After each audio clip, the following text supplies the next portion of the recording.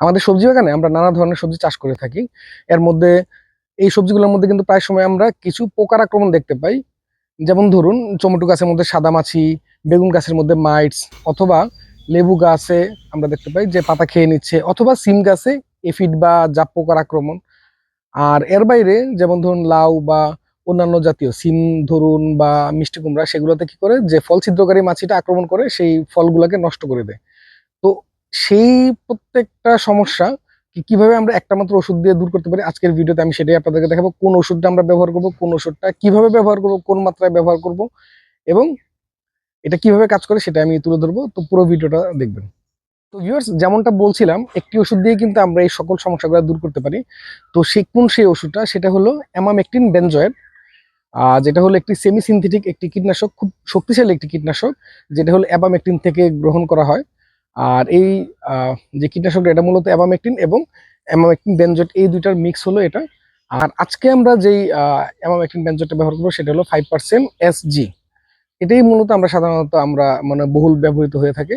আর এই ওষুধটা বা এই কীটনাশকটা কিভাবে কাজ করে সেটা একটু বলি।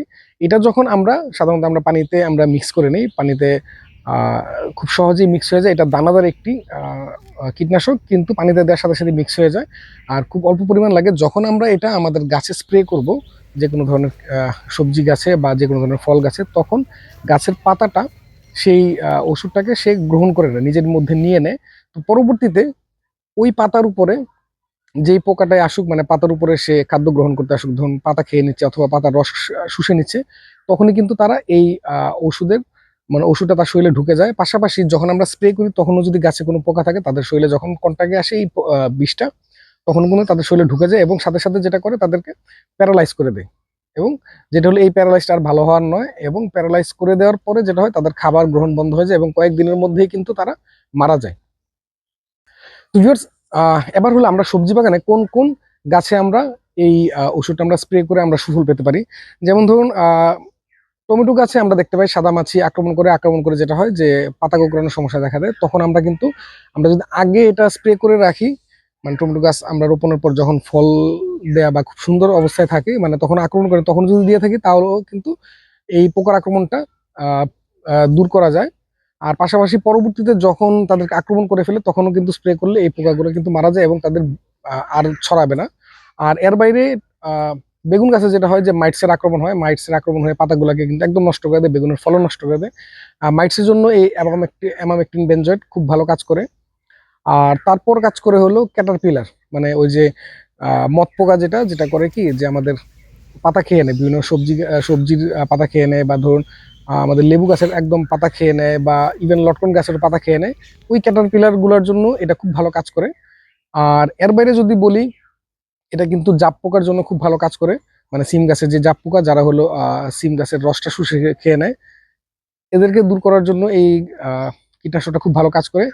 আর এর পাশাপাশি আমরা অন্যান্য যেমন ফল চাষ করি, যেমন ধরুন সিমটা যখন এই ফলটাও কিন্তু প্রচুর মাছি পোকা আক্রমণ করে, বা ফল ছিদ্রকারী যে পোকাটা সেটা আক্রমণ করে কিন্তু সিমগুলোকে নষ্ট করে দেয়। পাশাপাশি ধরুন লাউ গাছের যে ছোট্ট যেই ফলটা থাকে, যখন মানে একদম নতুন অবস্থায় থাকে, তখনও কিন্তু আক্রমণ করে নষ্ট করে দেয়, মিষ্টি কুমড়া নষ্ট করে দেয়। তো এই ফল ছিদ্রকারী যে পোকাটা, তাদেরকে কিন্তু দমনে এটা খুব ভালো কাজ করে। ইভেন বেগুনের যে ফল ছিদ্রকারী পোকা, সেটাও কিন্তু এটার মাধ্যমে দূর করা যায়। তো ভিউয়ার্স, এবার আসা যাক আমরা এটা কিভাবে ব্যবহার করব। এটার ব্যবহারটা আমরা পানির সাথে গুলে আমরা স্প্রেয়ার দিয়ে স্প্রে করব। আর এটা খুব অল্প পরিমাণ লাগে। আপনার 1 লিটারের জন্য 1 গ্রাম হারে দিলেই যথেষ্ট, তার বেশি দরকার নেই। আপনারা এটা পানিতে দেওয়ার সাথে সাথেই কিন্তু গুলে যাবে। গুলে যাওয়ার পর আপনারা এটা সব ধরনের গাছে স্প্রে করবেন। আর যেহেতু রাসায়নিক কীটনাশক, সেই ক্ষেত্রে কিছু সাবধানতা অবলম্বন করতে হবে, সেটা আমি একটু আগে বলে রাখি। সেটা হলো যে এটা যেহেতু একটা বিষ, সেই কারণে আমরা যখন স্প্রে করব, আমরা বাতাসের বিপরীতে করব, যাতে বাতাসে সেই ড্রপলেট গুলোকে আমাদের নাকে মুখে না নিয়ে আসে, আমাদের হাতে বা আমাদের চোখে মুখে যদি ইভেন চলেও যায়, সেক্ষেত্রে আমরা খুব দ্রুত সেটা ধুয়ে নিব, সাবান দিয়ে ভালো মতো হাত ধুয়ে নিব।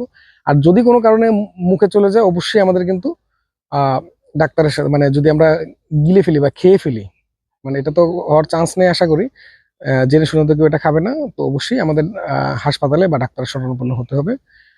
আর এবার আসা যাক, এই কীটনাশকটা আপনারা পাবেন কোথায়।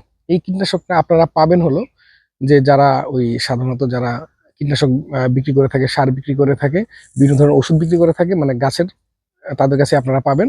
আর এটার বিভিন্ন ব্র্যান্ড নেম আছে বাংলাদেশে। আমি যেটা আজকে ব্যবহার করছি এটার নাম হলো নোক্লেম।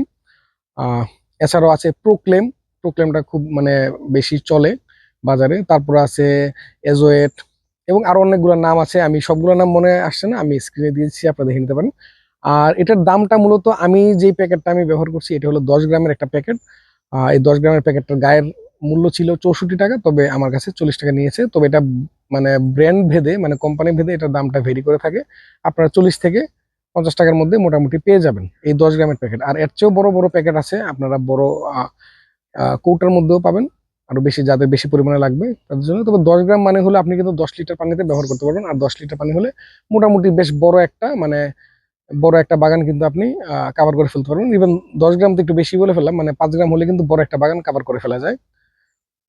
তো ভিউয়ার্স, চলুন আমি একটু দেখিয়ে দিই কিভাবে আপনারা স্প্রে করবেন।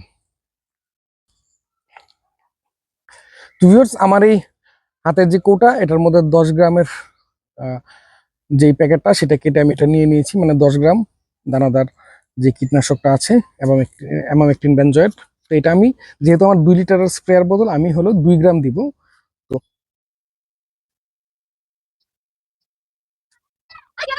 আর আপনারা স্প্রে করার পর খুব ভালোভাবে আপনারা গোসল করে নেবেন, হাত মুখ ধুয়ে নেবেন, কোনো খাবার গ্রহণ করবেন না এটা স্প্রে করার মাঝখানে বা স্প্রে করার পর পর, মানে পরিষ্কার পরিচ্ছন্ন না হয়ে, কারণ এটা আমাদের নিরাপত্তা ইস্যু।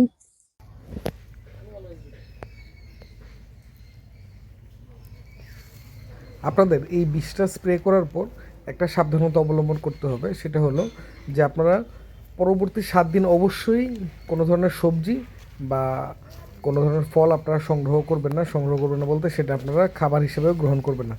এবং শুধু নিজের জন্য না, আপনারা কিন্তু সেই সব সবজি বা ফসল আপনারা বাজারেও পাঠাবেন না।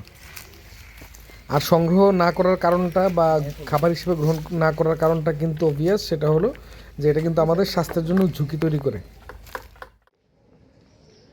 তো ভিউয়ার্স, আশা করি অ্যামামেকটিন বেনজয়েট সম্পর্কে আপনাদের মোটামুটি ভালো একটা ধারণা হয়েছে। যদি ভিডিও ভালো লাগে অবশ্যই আমার চ্যানেলে সাবস্ক্রাইব করবেন, ভিডিওতে লাইক করবেন।